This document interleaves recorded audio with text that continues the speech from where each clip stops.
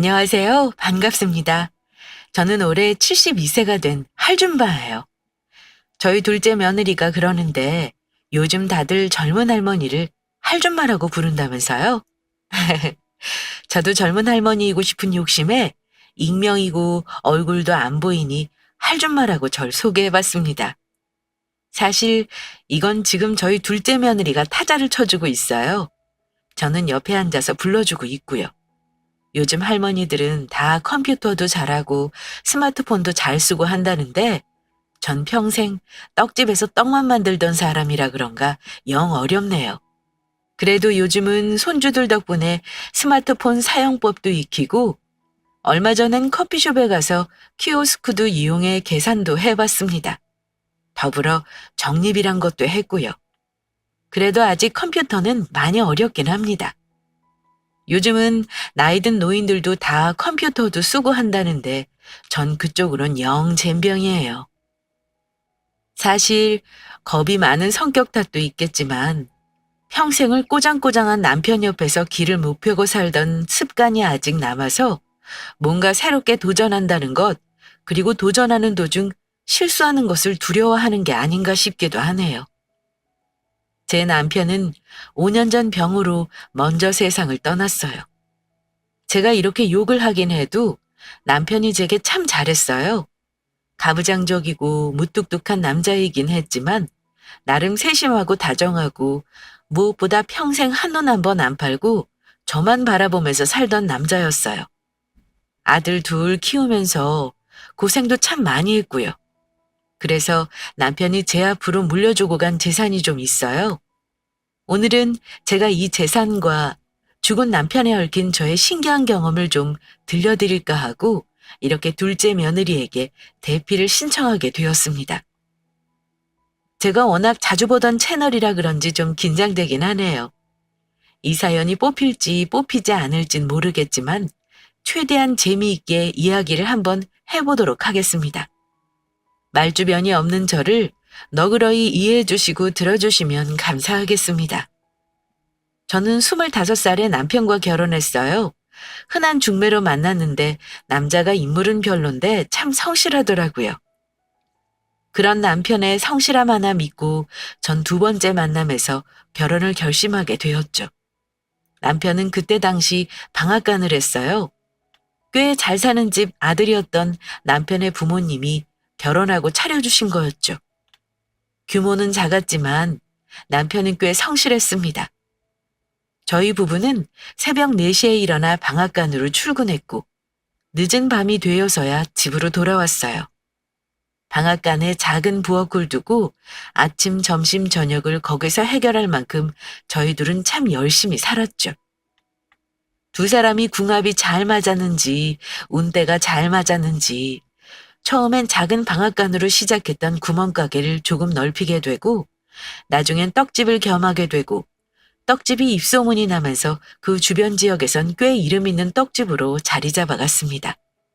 소규모의 떡집은 곧 큰 상가 한 채를 통째로 쓸 만큼 커졌습니다. 평일 주말 할 것 없이 밀려드는 주문에 가게는 북적였고 저희 부부는 건물을 올릴 만큼 많은 돈을 벌게 되었죠. 저희 부부가 첫 건물을 올린 것이 첫 애가 중학교 들어갈 무렵이었으니 아마도 결혼하고 17년 되고서였나 봐요. 하여튼 저희는 그때도 밤낮 없이 일했습니다.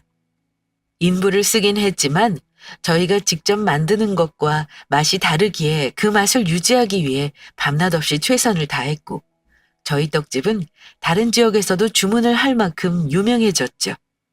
그렇게 시간이 지나 저희 건물은 한 채에서 두 채가 되고 두 채에서 세 채가 되었습니다. 그렇게 고생을 하는 사이에 저희 부부 사이는 어땠냐고요? 성실함이 장점이었던 남편은 참 많은 단점을 가진 사람이었습니다. 낭만적이거나 자상하다거나 하는 것은 기대도 못했고요. 아침엔 일어나면 물을 떠다 받쳐야 했고 삼시세끼 꼭 갓 지은 쌀밥을 대령해야 했어요. 그렇게 아침 저녁으로 고생한 부인에게 고맙다는 말, 수고했다는 말, 피곤하지라는 따뜻한 위로 한번 건넨 적 없는 정말 가부장 그 자체인 남자였죠. 지금 생각하니 그래 다른 사람들처럼 밖에서 술 안 먹고 바람 안 피우는 게 어디냐 하며 그 무뚝뚝함을 참고 살았던 세월이 참 기네요. 그런데 남편은 제가 원하지도 생각지도 않던 방법으로 그 긴 세월을 보상해 주었습니다. 제가 45살이 되던 해였어요. 무심하게 툭 제게 서리봉투를 건네더군요. 여보, 이게 뭐예요? 아, 보면 몰라? 퉁명스럽게 던진 말에 봉투를 열어보았습니다.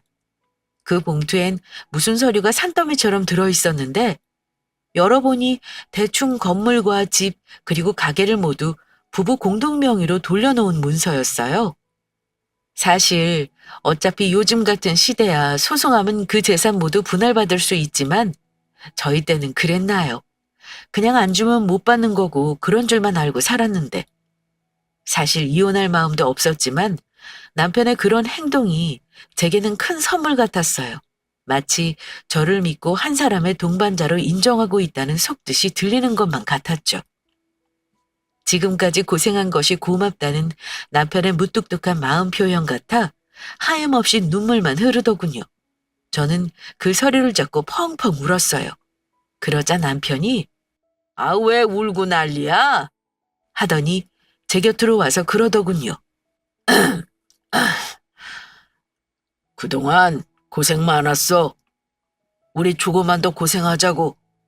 애들 다 키우고 장가 보내고 나면 시골에 별장도 짓고 당신 좋아하는 채소도 키우면서 응?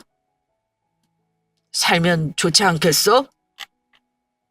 더듬더듬 말하는데 남편의 딱딱한 마음속 진심이 어찌나 따뜻했는지 지금도 잊히지 않습니다. 알겠어요. 우리 꼭 그렇게 살아요. 저는 그리 말하며 눈물을 닦고 환히 웃었죠. 그 후에도 저희는 정말 최선을 다해 살았어요. 밤낮 없이 일하고 아이들을 바르게 키우기 위해 노력했습니다. 그렇게 시간이 흘렀고 장성한 두 아들은 1년 텀을 두고 나란히 결혼하게 되었어요. 첫째 며느리는 똑부러졌어요. 꽤 똑똑하고 야무진 구석이 있는 아이였어요. 워낙 배운 것도 많고 아는 것도 많은 아이였는데 성격은 좀 여우 같은 면이 있었죠. 가끔 와서 애교도 피우고 뭐 사달라고 어리광도 떨고 마치 막내딸같이 살가운 구석이 있는 애였어요. 반면 둘째는 좀 곰 같고 수터분한 애였어요. 대신 묵묵하고 무거웠죠.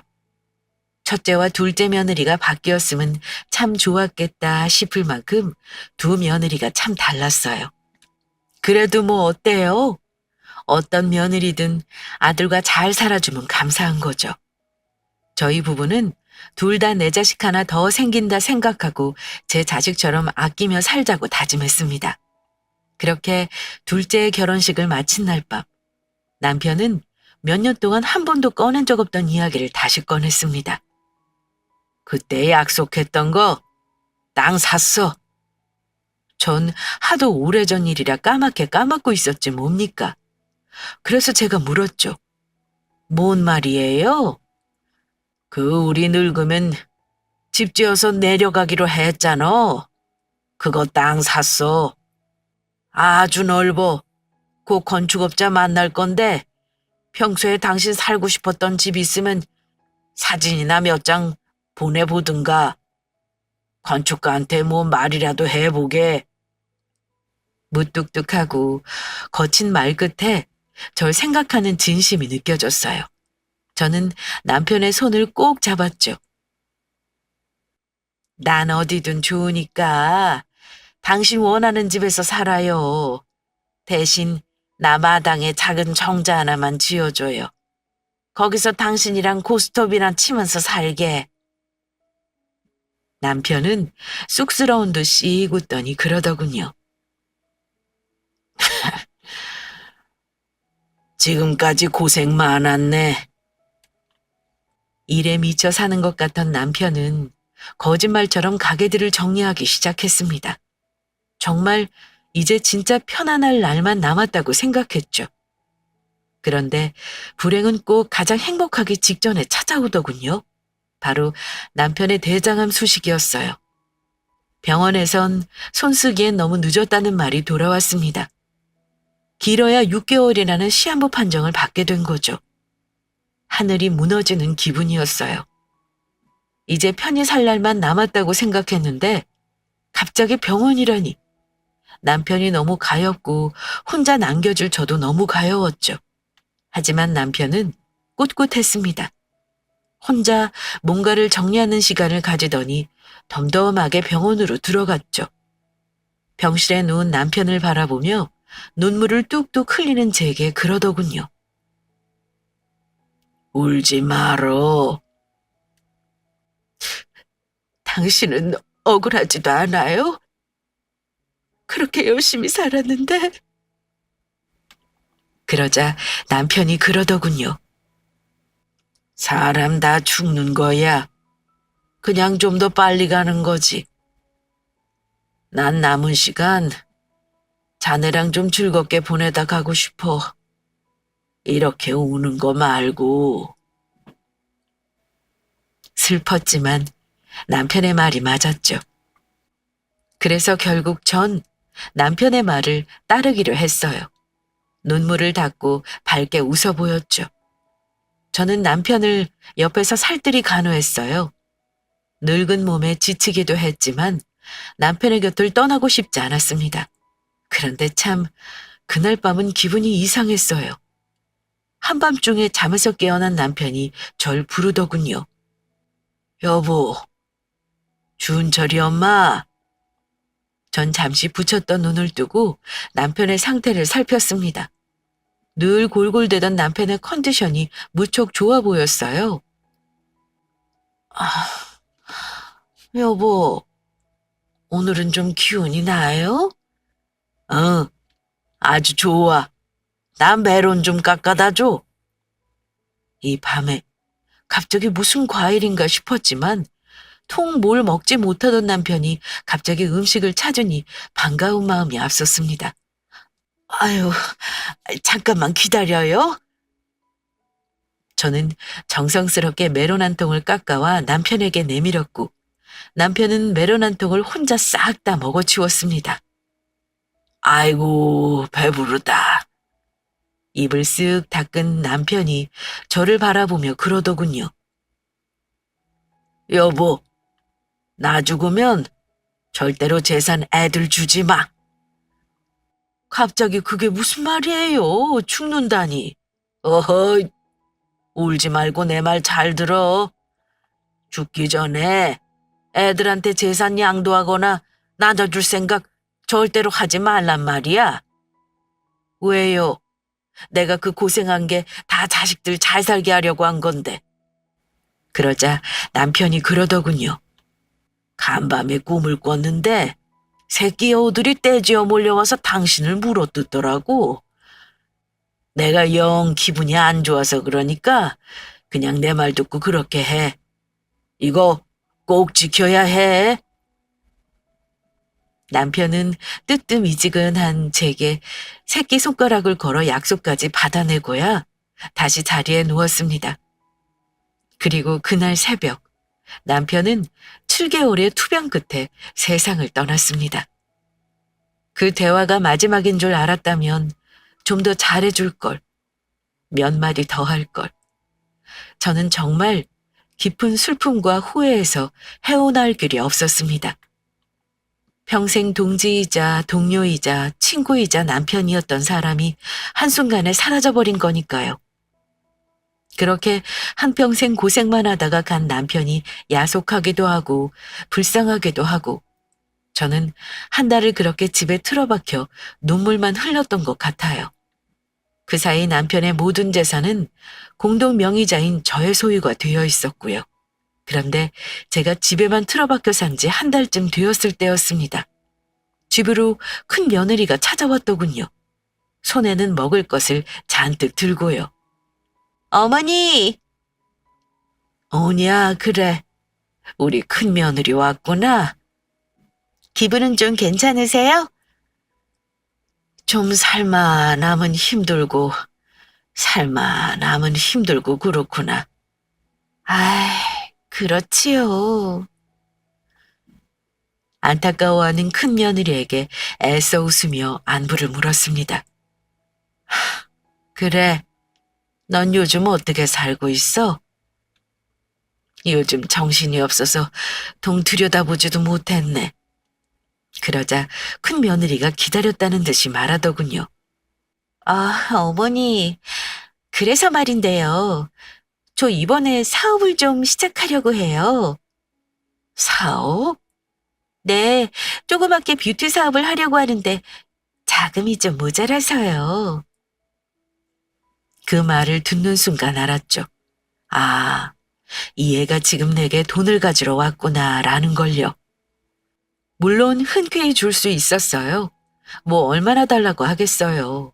이깟 돈, 건강 앞에 아무것도 아니라는 걸 남편을 보며 깨닫기도 했고, 자식에게 부모가 뭐든 못 주겠습니까? 하지만 불현듯 남편과의 약속이 생각나더라고요. 절대로 죽기 전에 자식에게 재산 주지 말라고 했던. 제가 잠시 머뭇대자 며느리가 여우같이 눈을 뜨고 그러더군요. 큰 돈은 아니고요. 한 3억 정도면 되거든요. 3억이나? 며느리 입에서 나온 거금에 저는 놀랄 수밖에 없었습니다. 떡 몇백 판을 팔아도 나오지 않을 만큼의 큰 액수였으니까요. 네, 어머니. 어머니는 아버님이 돌아가실 때 물려주신 건물도 있고 이 집도 있고 아마 현금도 꽤 가지고 계실 것 같은데 저희 유산 미리 좀 주시면 어떨까 해서요. 저는 난감한 기색을 감추지 않고 며느리에게 말했죠. 얘야, 미안하다. 이건 내가 도울 수 없을 것 같다. 네 시아버지와 생전에 한 약속도 있고 3억이란 돈이 크기도 하지만 무엇보다 아직은 내가 네 아버지와 함께 일군 재산을 쉽게 건들 수 있을 만큼 마음이 회복된 것도 아니고 저는 솔직하게 제 마음을 이야기했어요.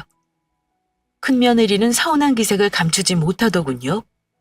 마음이 좋지 않았지만 별 수 없었어요. 무엇보다 죽은 남편과 새끼손가락까지 걸고 한 약속을 저버릴 순 없었으니까요. 순간 얼굴이 굳었던 첫째 며느리는 곧 인상을 풀며 대답했습니다. 아니에요, 어머니. 제 말은 신경 쓰지 마시고 푹 쉬세요. 마음부터 추스르시는 게 먼저죠. 제가 너무 생각이 짧았어요. 그리 받아들여주니 고맙기도 하고 미안한 마음도 들더군요. 이해해주니 고맙다. 또 올게요, 어머니. 식사 챙기시고 푹 쉬세요. 기분 상하지 않고 돌아가는 며느리가 어찌나 고맙던지 나중에라도 꼭 뭔가 도움이 되어야겠다고 생각했습니다. 그렇게 며칠이 지났죠. 첫째 며느리가 또 절 찾아왔습니다.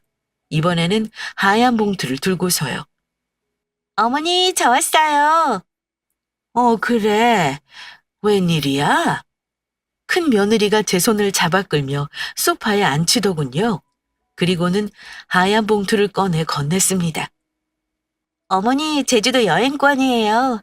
호텔까지 모두 예약했으니까 저랑 여행 가요. 여행? 네네. 저랑 어머니랑 둘이만 여행 간 적 없잖아요. 갑자기 이건 왜...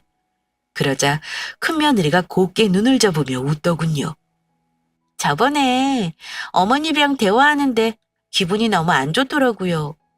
어머니가 너무 힘들어 하시는 것 같은데 뭘 해드릴 수 있는 게 없으니. 그래서 어머니 기분 전환 시켜드리려고요. 내일인데 같이 가세요. 네?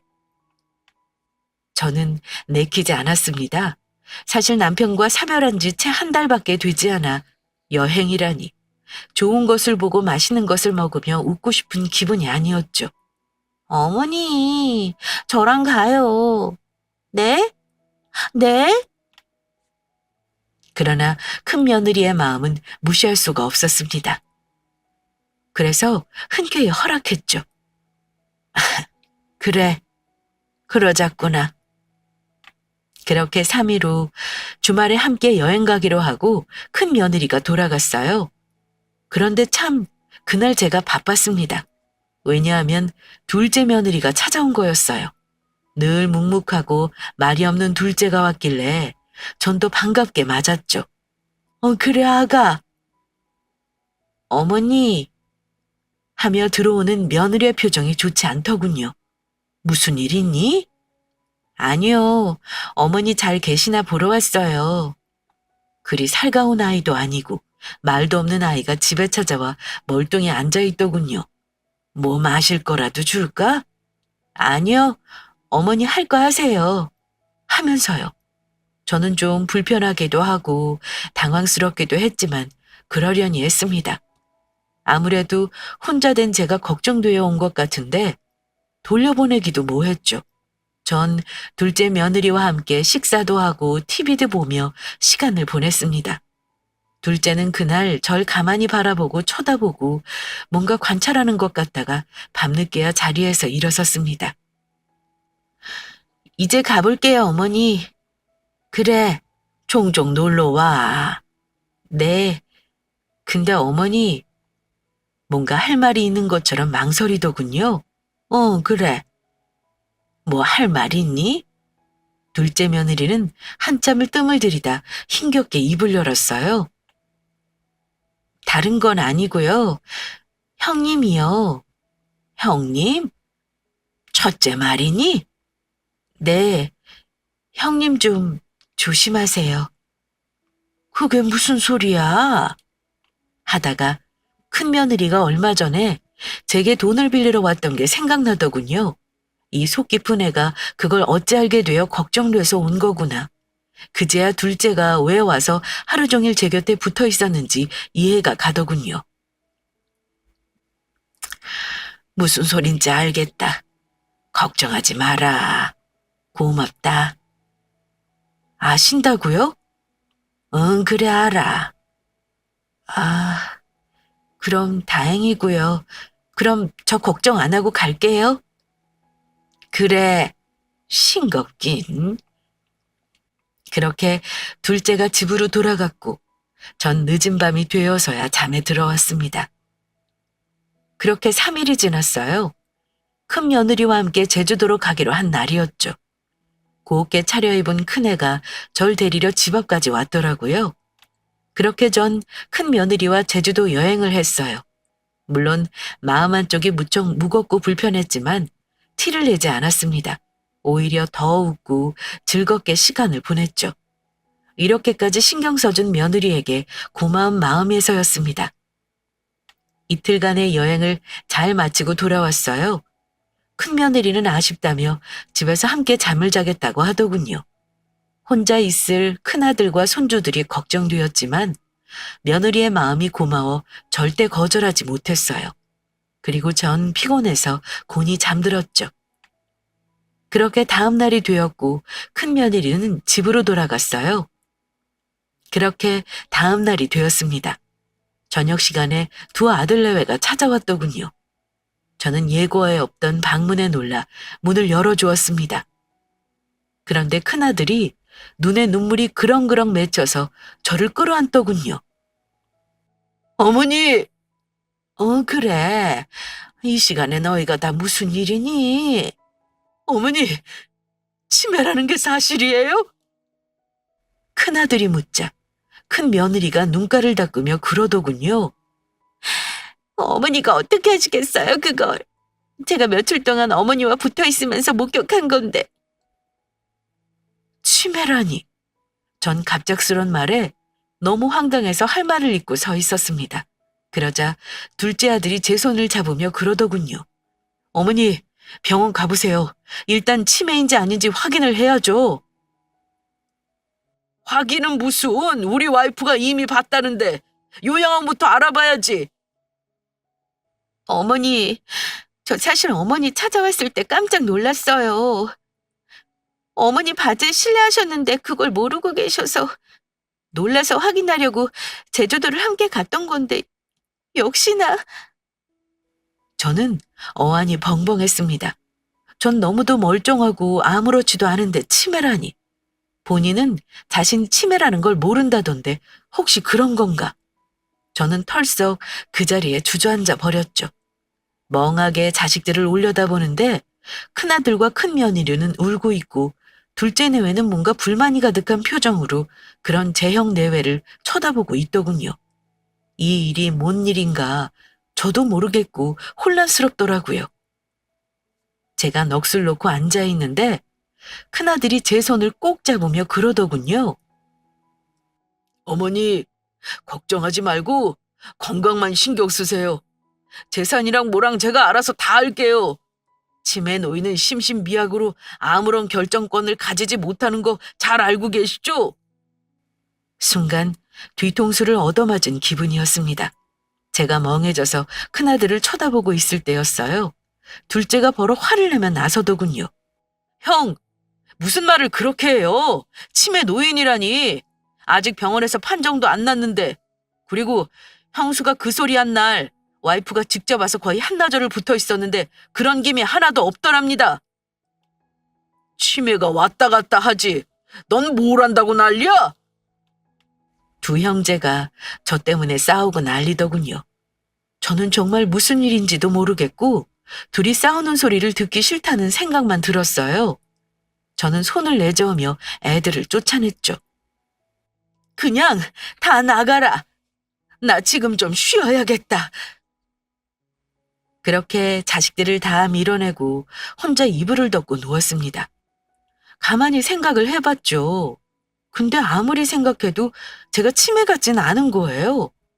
전 바지에 실수를 한 적도 없고 하물며 가스레인지 불을 끄지 않은 적도 없었거든요. 순간 남편이 말했던 꿈이 생각났어요. 여우 새끼들이 내 살점을 다 뜯어먹더라는. 아무래도 큰 며느리의 소행인가 싶었어요. 돈을 내놓지 않으니 그렇게라도 제 재산을 빼앗아가려는 속셈이 분명해 보였죠. 눈물이 앞을 가렸습니다. 남편을 잃고 외롭게 사는 것도 너무 힘겨운데 자식들까지 제 돈을 노린다니. 저는 그날 밤 뜬 눈으로 보냈습니다. 날이 밝자마자 남편의 유골이 안치된 납골당으로 향했죠. 그리고 남편의 납골당 앞에서 목을 놓아 울었습니다. 아이고 여보, 나 어쩌면 좋소. 큰 며느리가 나를 치매로 몰아서 재산을 다 빼앗으려는 속셈인 것 같은데 자식까지 나한테 이러니 내가 억울해서 살 수가 없어. 엉엉 소리내서 우는데 갑자기 햇볕이 따스하게 내리쬐더라고요. 갑자기 미친 듯이 졸음이 쏟아졌어요. 그리고 저는 그 자리에 쓰러져 저도 모르게 스르르 잠이 들어버렸죠. 저는 꿈을 꾸었어요. 남편이 짓겠다던 양평 집터였는데 집이 모두 완성되어 지어져 있더군요. 남편에게 제가 부탁했던 정자도 앞에 예쁘게 지어져 있었고요. 제가 너무 좋아서 신이 나서 뛰어갔더니 남편이 거기서 화투를 들고 앉아 있더라고요. 왜 이렇게 늦었어? 빨리 와서 배 돌려. 알았어요. 저는 열심히 패를 돌렸고 접전 끝에 남편에게 맞고를 이기고 말았습니다. 꿈인데도 어찌나 기분이 좋던지 신이 나서 남편을 약 올리듯 말했죠. 아이고 여보, 이것도 못해요? 내가 이겨버렸네. 어떡해. 소원이라도 하나 들어줘야겠는데. 이 여자가! 버럭 약이 올라 화를 내던 남편이 쩝 입맛을 다시며 제게 묻더군요. 그래, 소원이 뭔데? 전 길게 한숨을 내쉬고 나직하게 말했습니다. 나 당신 따라가게 해줘요. 그러자 남편이 버럭 불같이 화를 내더라고요. 뭐야? 그게 무슨 소리야? 아주 혼쭐 나려고 또 정신을 못 차리고. 그 목소리가 어찌나 무섭던지 저는 등줄이겨 오싹해지는 것을 느꼈습니다.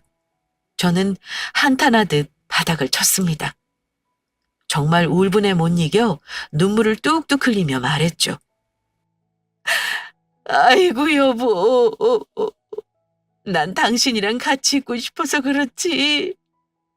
자식들이 나를 재산 때문에 치매로 몰고 가는데 그럼 난 어떻게 살아야 해요? 진짜 난 앞으로 어찌해야 되냐고요.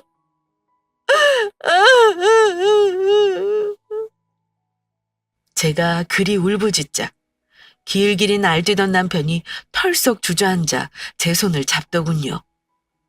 여보, 힘들어도 조금만 참아. 아직은 내 옆에 올 때가 아니야. 그럼 어째요? 나 치매라고 자식들한테 모함 받으면서 더는 살기 싫은데. 다 묘수가 있지. 남편의 말에 번쩍 눈이 뜨이더군요. 묘수요? 그럼. 그리 말하며 웃는 남편이 제 귀에 대고 무언가를 속삭였습니다. 제가 잠에서 깨어난 건 그때였어요. 눈을 떠 주변을 둘러보니 남편도 정자도 사라지고 제가 아까 울며 지쳐 잠든 남편의 유골함이 앞이었어요. 저는 눈물이 맺힌 눈으로 남편의 유골함을 쳐다봤죠. 여보, 당신이 알려준 대로 한번 해볼게요.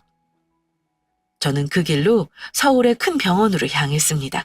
그리고 남편이 말해준 의사 선생님을 찾았죠. 잠시 앉아 기다리고 있는데 흰 가운을 입은 중년 남자가 저를 발견하고 뛰어오더군요. 아이고, 형수님 오셨어요?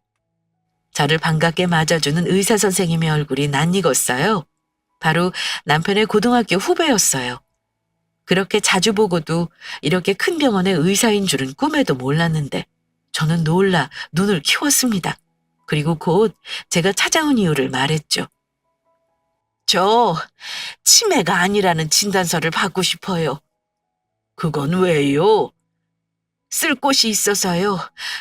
꼭 좀 부탁드립니다. 제가 의사 선생님의 손을 꼭 잡고 간곡히 말하자 의사 선생님이 웃으며 말했죠. 형수님, 그건 너무 쉬워요. 그냥 검사만 하면 되는걸요. 오늘 곧바로 검사하고 제가 손 쓰면 오늘 내로 검사 결과지 받아보실 수 있어요. 저는 치매 검사를 마쳤고 설마 진짜 치매라도 걸렸을까봐 검사 결과가 나오는 내내 심장을 졸였습니다. 하지만 검사 결과지는 당연히 예상한 바였죠. 전 치매가 아니었고 아주 정신이 건강하다는 결과가 나왔죠. 전 검사지를 들고 그 길로 변호사 사무실로 향했습니다. 제 손에는 인감도장과 건물계약서가 들려 있었어요. 제가 사무실에 도착해 앉아 있는데 둘째 며느리와 아들이 헐레벌떡 뛰어오더군요. 어머니, 어디 다녀오신 거예요? 나 잠깐 바람 좀 쐬고 왔다. 여기 앉아라. 전 침착하게 놀란 둘째 아들 내외를 앉혔습니다. 그리고 건물 세 채의 명의를 둘째의 앞에 물려주겠다는 내용에 사인했죠. 그리고 남편이 남기고 간 부동산 중 아파트 한 채 그리고 양평 땅만이 제 앞으로 남은 상태였죠. 어머니, 이걸 왜 갑자기... 둘째네는 갑작스런 제 결정에 무척 놀란 기색이었습니다. 저는 꿈속 남편의 말을 다시 상기했죠. 둘째네는 애들이 얕지 않고 착해. 게다가 애들이 강단도 있지. 내가 첫째를 염두에 두고 절대로 유산 주지 말라고 한 거야. 그러니까 재산은 우리 둘째에게 다 넘겨. 첫째네 하는 꼴을 보니 이번 일 잘 넘어가도 당신 계속 괴롭힐 것 같아. 남편의 말을 떠올리며 저는 며느리를 향해 입을 열었습니다. 너 그날 나보러 집에 와서 할 일 없이 있다간 그날 말이야. 네, 어머니. 그날 혹시 나 치매 걸렸는지 아닌지 확인하러 왔니? 그러자 둘째 며느리가 고개를 푹 숙이며 몸둘 바를 몰라 하더군요. 저는 둘째 며느리의 등을 토닥이며 말했습니다. 괜찮으니 솔직하게 말해봐. 그러자 며느리는 그제야 사실을 이실직고하기 시작했습니다. 어머니 혹여 상처받으실까봐 조심스러워서 말씀도 못 드리고 저희도 소갈이 많이 했어요.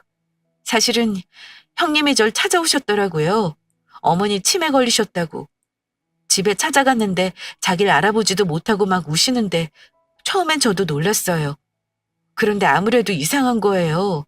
정정하시던 어머니가 갑자기 치매라니 전조 증상도 없었는데 그럴 리가 없을 것 같고 평소 형님 성격을 제가 모르는 것도 아니고 아무래도 이상해서 제가 직접 확인하러 갔던 거예요. 이미 눈치는 채고 있었지만 억장이 무너지는 기분이었습니다. 역시 첫째 며느리가 절 찾아왔던 그날 제가 재산을 내놓지 않자 계략을 짠 거였던 거죠. 둘째 며느리는 한숨을 크게 내쉬고 말을 이었습니다. 그런데 제가 가서 보니 어머니가 평소와 너무 다름이 없으신 거예요. 그래서 확신했어요. 형님이 아무래도 거짓말을 하고 있구나 하고요. 근데 또 제주도를 다녀오시고는 어머니가 치매가 확실하다는 거예요. 도저히 화가 나서 저도 정말 그랬구나.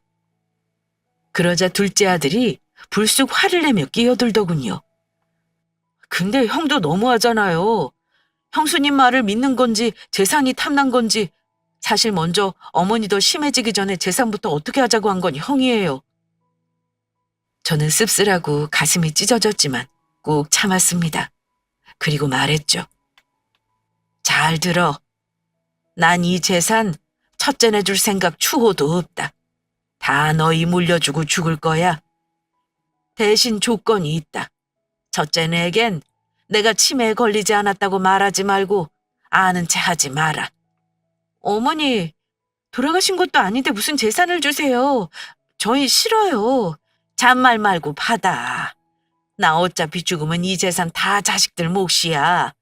근데 첫째네한테는 한 푼도 주기 싫구나. 이건 내 뜻이기도 하지만 네 아버지 뜻이기도 하다. 그리 말하자 둘째 아들이 의아한 듯 물었습니다. 아버지요? 꿈에 나와서 이 방도를 알려줬다고 하면 믿을 리 없을 테니 저는 말을 아꼈습니다. 그래, 일단 두고 보자. 네 형수가 어떻게 나오는지. 그렇게 시간이 흘렀습니다. 그리고 아니나 다를까 며칠 후 변호사 사무실에서 연락이 왔습니다. 첫째 아드님 부부 오셨어요. 어머니가 치매 걸려서 심신미약 상태라 유산 상속을 하지 못하는 상황이라고. 둘째네에게 넘긴 부동산 무효 처리해야 한다고 왔네요. 전화를 받은 저는 놀라지 않을 수가 없었어요. 정말 꿈속 남편의 말대로 일이 진행되고 있었어요. 남편의 꿈속 목소리가 귓가에 들리는 것 같았죠. 우선 내 후배가 있는 병원에 가서 치매가 아니라는 진단서를 받아. 그게 제일 먼저여야 해. 그리고 곧장 재산을 둘째에게 상속해. 아파트랑 양평 땅은 남겨두고 당신도 살 곳은 있어야 하지 않겠어? 그리고 나면 며칠 후에 첫째네가 들고 일어날 거야. 그럼 그때 치매 진단서 들고 나타나. 그리고 모든 게 남편 말대로 되었습니다. 세상에 기가 막히더군요. 정말 모든 것이 꿈속 남편의 말한 대로 흘러간다니 신기할 따름이었습니다. 기다렸던 바였죠. 저는 자리에서 일어서 그 길로 변호사 사무실로 향했습니다. 사무실에서는 첫째 며느리의 고성이 들리고 있었어요. 아니, 치매 걸린 노인이 유산 상속한다고 하는데 그걸 덥석 공중해 주시면 어떡해요? 네? 심신미약 상태에 맺어진 계약은 무효 처리돼야 한다고요. 변호사니까 잘 아실 거 아니에요? 저는 며느리의 목소리를 들으며 사무실로 들어섰죠. 그리고 나지막한 음성으로 말했습니다. 너희 여기 있었구나? 제가 나타나자 첫째네는 당황한 듯 놀란 기색을 감추지 못하더군요. 어머니! 저는 당당하게 걸어갔습니다. 그리고 며느리와 아들을 내려다보며 말했죠. 내가 치매에 걸린 심신미약 상태면 유산 상속이 무효가 된다고? 그러자 첫째 며느리가 울상이 되어 그러더군요. 네, 어머니. 솔직히 너무하세요. 어떻게 치매에 걸리셨다고는 해도 그 많은 재산을 둘째네만 주실 수 있으세요? 저 사업한다고 돈 필요하다 때는 그렇게 매몰차게 딱 자르시더니. 저는 황당해서 웃음이 나왔습니다. 그래서 제가 말했죠. 어, 그래서 내가 치매에 걸렸다고 거짓말했니? 네? 어머니, 어머니가 잘 모르셔서 그러나 본데 그거 거짓말 아니에요. 어머니 저 기억도 못하시고 바지기까지 실례하시는 걸 똑똑히 봤다고요. 딱 잡아떼는 모습이 가증스러웠습니다. 어, 그래? 전 여유롭게 웃으며 병원에서 미리 떼놓은 서류를 내놓았습니다. 그런데 어쩌니? 나 치매가 아닌데. 치매는 네가 걸린 것 같구나. 제가 확인서를 내밀자 첫째 며느리 얼굴이 사색이 되더군요. 너 날 아주 우습게 본 모양인데? 전 변호사님을 불렀습니다. 저 변호사 양반. 네, 말씀하십시오. 내가 무식해서 모르는데 며느리가 내 재산 노리고 날 치매로 몰고 간 이 사건 형사처벌 대상입니까? 재산 편취 목적으로 행해진 거짓말은 사기죄에 해당합니다. 들었니? 사기죄에 해당한단다. 제가 그리 말하자 큰아들과 큰며느리는 그제서야 제 앞에 납죽 엎드려 싹싹 빌더군요. 어머니, 죄송해요. 제가 잘못했어요. 한 번만 봐주세요, 네? 엄마, 제가 잘못했어요. 전 진짜 엄마가 치매 걸리신 줄 알고 그런 거예요, 네? 엄마! 어머니, 제발요! 그리 싹싹 제 앞에서 비는 모습에 마음이 약해졌습니다. 제가 아무리 그래도 어떻게 자식을 사기죄로 고소하겠어요? 하지만 그냥 넘어갈 일은 아니었습니다. 아이들을 다시 보고 싶은 마음도 들지 않았고요. 난 둘째네 재산 모두 물려주고 싶다는 마음 변함없다. 너희 다신 보고 싶지 않으니까 내 앞에 다신 나타나지 마. 앞으로 어떤 일이 있어도 니들에겐 국물도 없으니까. 그리 말하고 변호사 사무실을 나왔습니다. 사실 한편으론 시원하고 한편으론 속이 쓰리더군요. 꿈에 나타난 남편의 묘책 덕분에 저는 제 재산과 저를 지킬 수 있었던 거예요. 정말 고맙고도 신기한 일이 아닐 수 없었어요. 그렇게 저의 치매 사건은 일단락되었고 첫째네는 아직도 한 번씩 저희 집 앞에 찾아와서 싹싹 빌며 울다 가고는 했어요. 지금도 그렇고요. 가끔 제가 마음이 약해질 때면 아직도 남편이 제 꿈에 찾아와요. 그리고 말하죠. 여우 새끼들한테 살 뜯어먹길 생각하지 말고 마음 단단히 먹어. 그럼 전 대꾸해요. 그래서 난 당신 곁에 언제 갈 수 있는데요? 그럼 남편이 그러죠. 내가 당신한테 못해준 게 해주고 싶은 게 너무 많았는데 눈을 감았어. 그거 다 하고 둘째한테 대신 다 받고 오려면 아직 한참 멀었어. 당신은 누릴 거 다 누리고 천천히 와. 늘 저는 베개를 적시며 잠에서 깨어난답니다. 그런데 얼마 전에 남편이 또 꿈에 나왔어요. 양평집이었는데 정원이 아주 예쁜 꽃이 피었더라고요. 거길 거닐던 남편이 절 바라보며 환히 웃으며 그러더군요. 이 꽃이 당신을 닮아 아주 예뻐. 봄 가기 전에 한번 보러 와. 그날 저는 꿈에서 깨어나자마자 둘째 며느리의 차를 타고 그날 양평부지로 향했습니다. 그리고 도착한 양평부지에서 놀라운 것을 보고 맙니다. 언제부터 지었던 건지 다 지어진 새 집이 눈앞에 있었어요. 제가 가지고 싶다던 정자도 아주 예쁘게 잘 지어져 있었고요. 눈물이 앞을 막았습니다. 제가 흐르는 눈물을 주체하지 못하고 입을 틀어막을 때였습니다. 막 공사를 마무리하고 집 밖으로 나오던 건축가가 절 보고 아는 체를 하더군요. 사모님 맞으시죠? 네. 절 어떻게 아세요? 돌아가신 사장님이 사진 보여주셨어요. 이렇게 예쁜 여자가 살 집이니까 세상에서 제일 예쁘게 지어달라고. 정말 사진처럼 고우시네요. 저는 그 자리에 주저앉았습니다. 늘 무뚝뚝하고 마음 표현에 서툴던 남편의 진심을 이렇게 죽고 나서야 뼈저리게 느끼게 될 줄은 정말 몰랐거든요. 꿈에 나타나 방도를 알려준 남편의 도움이 아니었다면 건물은 고사하고 지금쯤 이 양평집도 큰 며느리의 손에 들어가 있을지 모를 일이었죠. 전 아마 치매 노인으로 몰려 어느 요양원에 갇혀 있었을지도 모르고요. 전 남편에게 고마워 하염없이 울었습니다. 남편이 그립고 보고 싶은 만큼 눈물을 다 쏟아내고 집으로 돌아왔어요. 그리고 곧장 아파트를 처분하고 양평집으로 들어왔어요. 여긴 옆에 냇가도 있고 앞엔 텃밭도 있고 이웃 주민들도 재미있어 외롭지 않게 잘 지내고 있어요. 일주일에 한 번 절 잊지 않고 찾아와 주는 저희 둘째네도 있고요.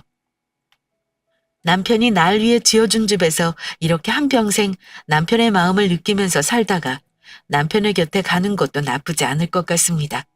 이 모든 순간과 행복이 남편이 절 위해 마련해준 선물이겠죠. 여보, 조금만 기다려요. 당신이 나한테 못해줬던 모든 것들을 다 해보고 다 누려보고 당신 곁으로 갈 테니까. 고마워요. 그리고 많이 많이 사랑해요. 나이 들어 주책인가요? 좀 부끄러워서 서둘러 글을 마무리하겠습니다. 제 긴 사연 들어주셔서 감사합니다.